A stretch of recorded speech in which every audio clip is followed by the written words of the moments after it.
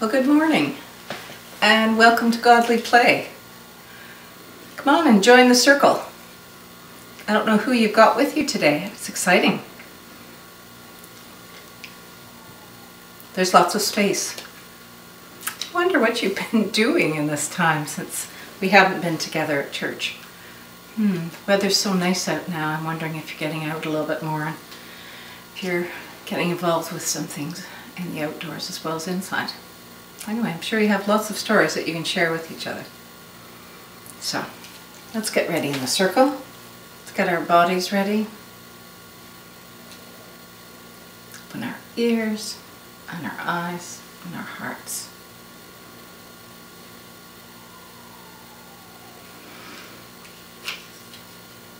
There was once someone who said such wonderful things and did such amazing things that people began to follow him. And as they followed him, they wondered who he was. And they couldn't help themselves. They just had to ask. And one of the times when they asked him, he said, "I am the light. The light of the world."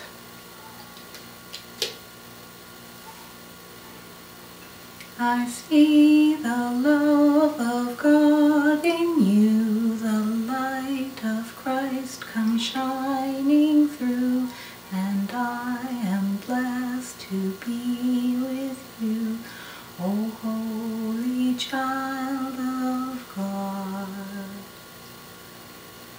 But this light didn't stay in that one time, in that one place, because he changed the light so it could be in all places and in all times. So watch as I change the light.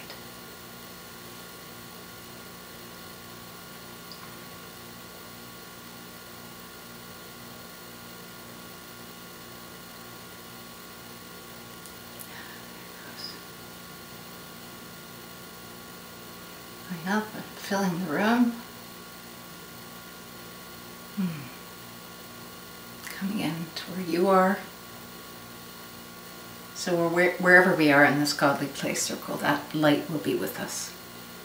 And when we leave this place, the light will go with us. So I'm looking at the calendar today, and we are working through the season of Easter, and we are today on the 6th and last Sunday in the season of Easter. So we've had these 6 Sundays, and next week's the colors change. So, are you ready for a story? So our story today is taken from 2 of the books of the Bible, 2 of the Gospels. Today it's found at the end of Mark, chapter 16, verse 19, and it's also found at the end of the Gospel of Luke in chapter 24, starting at verse 50. So you may want to have a look at this story when we're done.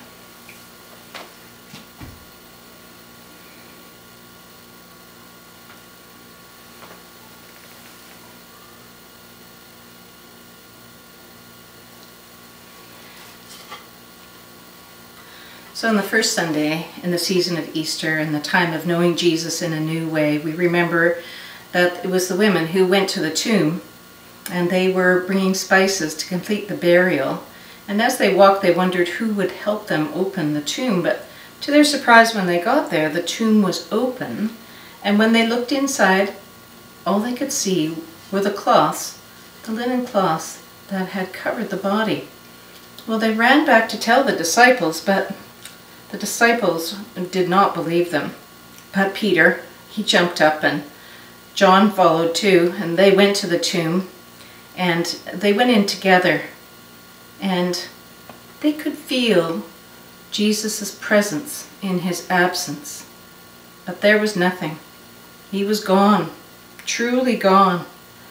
So Peter and John ran back to the disciples, but Mary Magdalene, who'd been following behind, she stayed at the door of the tomb weeping. And she heard a voice saying, "Woman, why are you weeping?" And when she looked around, she saw someone in white robes. And the person said to her, "Why do you seek the living among the dead? He is risen, as he said. Go tell the disciples to meet him in Galilee." And then he was gone. But Mary lingered, and then through her tears she heard again, "Woman, why are you weeping?" And turning around, supposing him to be the gardener, she said, "Please, sir, tell me where you have taken him, so I may go and take him away." And then, "Mary," and she knew it was he. And we remember how she must have tried to go forward towards him, because he said, "No, you can't hold me yet. I am risen, but not ascended to my Father yet." And then he was gone. And Mary Magdalene hurried back to tell the disciples. And then on the second Sunday in the season of Easter, on that very same afternoon, we remember that two of the followers of Jesus were walking away from Jerusalem towards the town of Emmaus. And as they were walking, they were very confused. They were talking about all that had happened. The cross, the empty tomb, what could it mean? And as they were walking, a stranger came up and walked alongside, and they didn't pay much attention until he said, "What are you talking about?" And they said, "Oh, you must be the only person in all of Jerusalem who doesn't know what had happened. The cross, the empty tomb. It is all so much."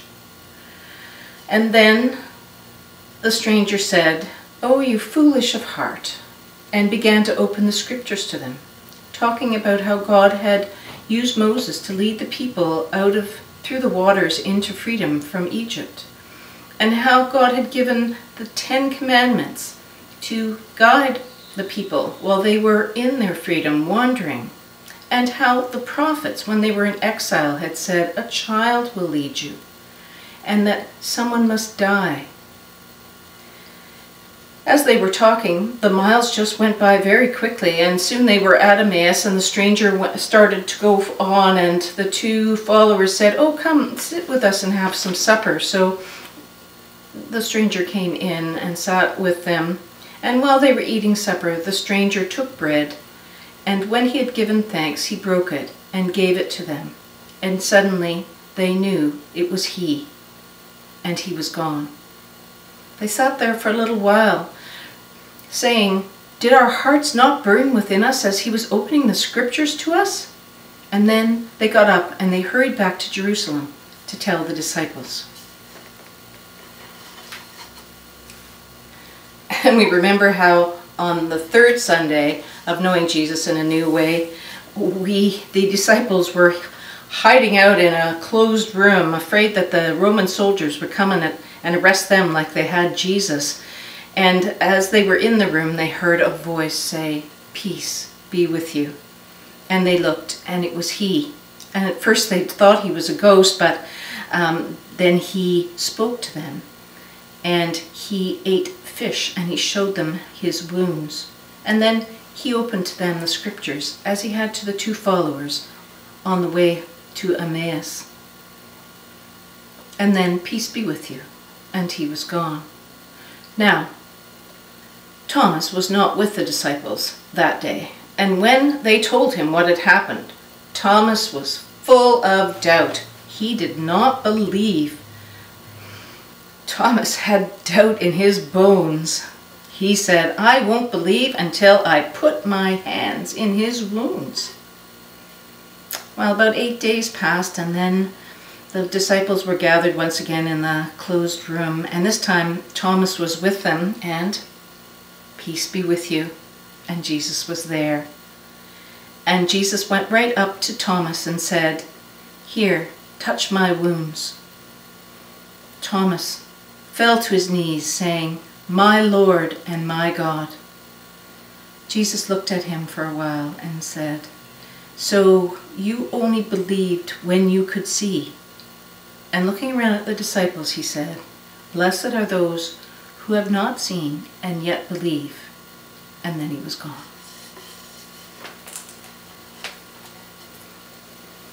And we remember how on the fourth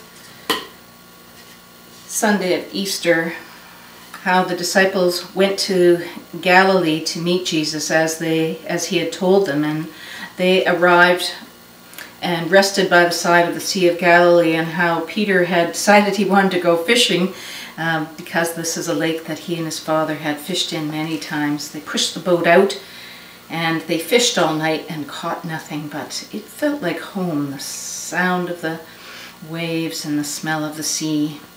And as the morning turned from pink to blue, one of the disciples noticed that there was a figure on the shore, and standing by a fire. They could see the smoke coming out and the little red embers of the charcoal. And the stranger called out, "Did you catch anything?" And they said, "No." He said, "Cast your net on the other side of the boat." They thought, what did we have to lose? So they cast their nets on the other side of the boat. And as they were lowering the ropes of the net, they could feel the fish moving against the net. But John wasn't looking at the fish. John was looking at the stranger on the shore. And he said to Peter, "Peter, it is the Lord." Peter looked and jumped into the water and swam to the shore, wading out onto the shoreline.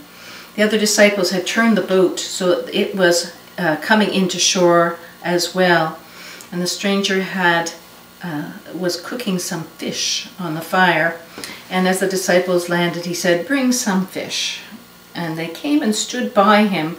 And no one said anything, but they knew that it was he. And then he said, "You must be hungry. Have some breakfast." And he fed them bread and fish.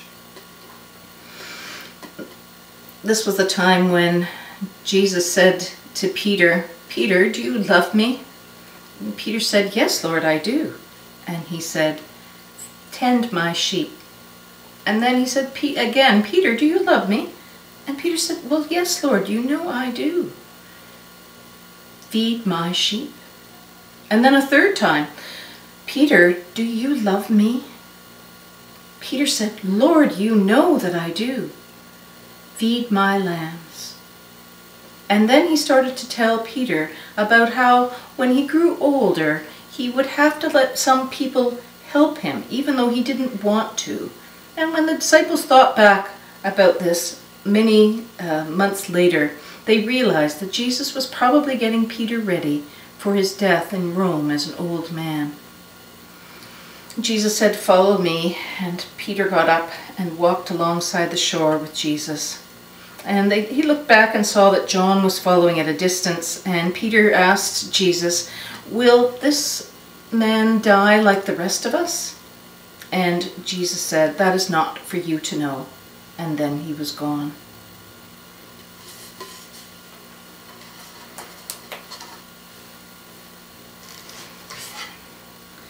And then on the fifth Sunday in the season of Easter, we remember how the disciples had gone to the mountain to meet Jesus, and that he was already there, and that he was saying some things that they did not quite understand.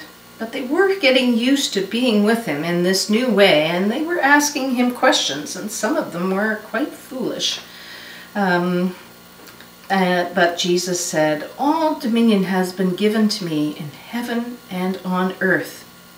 What was he talking about? They didn't understand, but then he said something they did understand, but they didn't want to hear. "Go everyone, everywhere, tell everyone this story, even this part. Show them how to be good disciples. Show everyone how they can be part of this story."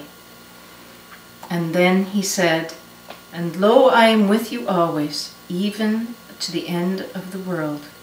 And then he was gone. The disciples, as they were walking back south towards Jerusalem, spoke with each other, saying that they realized that they had been followers and now they had to be leaders.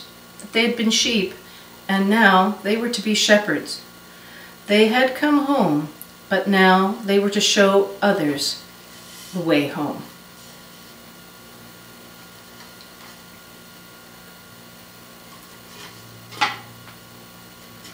And on this sixth Sunday of the season of Easter, We remember that the disciples had returned to Jerusalem and they were sitting in their room, and suddenly Jesus was among them. And they were getting used to being with Jesus in this new way, and started asking questions again, some of which again were quite foolish. Things like, will the kingdom be restored to Israel? Jesus cut this talk short. It is not for you to know the time or the season.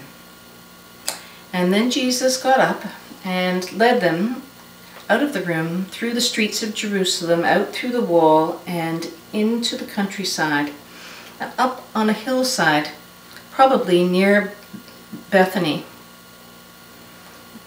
Then Jesus stopped and the disciples gathered around him. Jesus lifted up his hands, and then looking at each one of them, he blessed them. And then he withdrew, and a cloud covered him. The disciples were staring up into the sky when they heard a voice say, "Why are you looking up at the sky?" They turned and saw two men in bright white robes. The disciples began to feel a little bit foolish. Why were they standing looking up into the sky when what they wanted to see was no longer there? And then the two strangers answered their own questions. This Jesus has gone. This Jesus that was is with you in this way no longer. As the disciples walked back to Jerusalem, they wondered what this Holy Spirit would be like that Jesus had said he would give them. They wondered if they would even know it when it arrived. When they got to Jerusalem and went to their room, they waited. And while they were waiting, they chose someone to be a disciple to replace Judas. God helped them choose Matthias, and so now they were 12, and they waited, and they waited.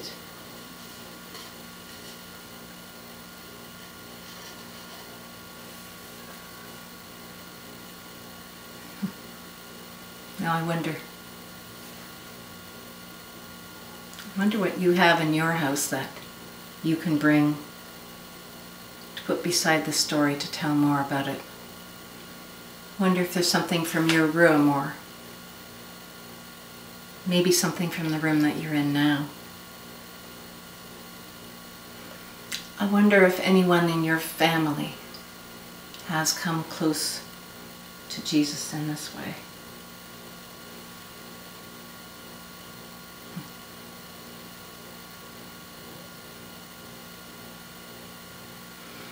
And now for the blessing. May the Lord bless you and keep you. May the Lord make his face shine upon you and be gracious unto you. May the Lord lift up his countenance upon you and give you peace. See you next week.